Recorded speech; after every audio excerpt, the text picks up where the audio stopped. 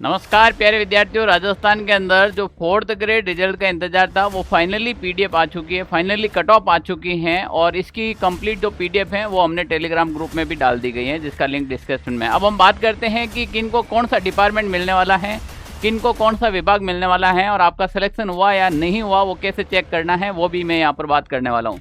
सबसे पहले ये आपको बताएं कि 53,750 पदों पर यह वैकेंसी हुई थी। अगर इस वैकेंसी की बात करें अपन, इसमें 3 डिपार्टमेंट थे। एक आपके सचिवालय के अंदर पोस्ट आ रखी थी, एक आरपीएससी के अंदर आ रखी थी, राजस्थान लोक सेवा आयोग के अंदर, और एक कार्मिक विभाग के अंदर आ रखी थी। तो कहा कि सबसे लोएस्ट जो मेरिट जाएगी वो कार्मिक विभाग की जाएगी, सबसे हाईएस्ट गई थी वो आरपीएससी की गई है, आरपीएससी के बाद सचिवालय की गई थी।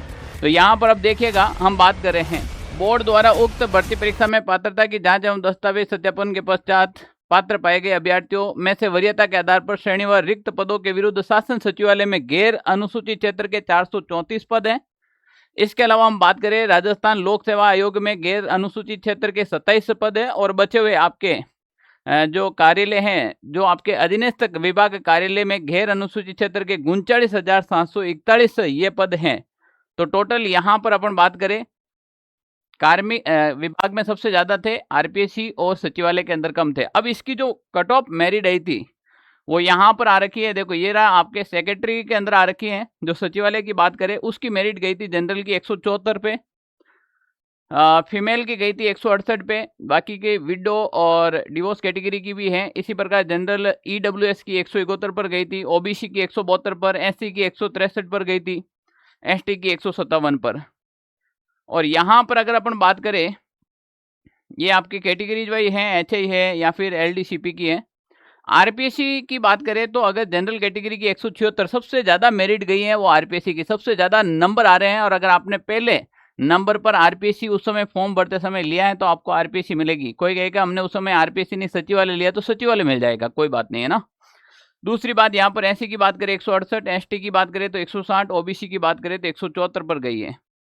इसी प्रकार बचे हुए जितने भी जो पद हैं वो आपके इसमें डाल रखे हैं एआरडी के अंदर, है ना।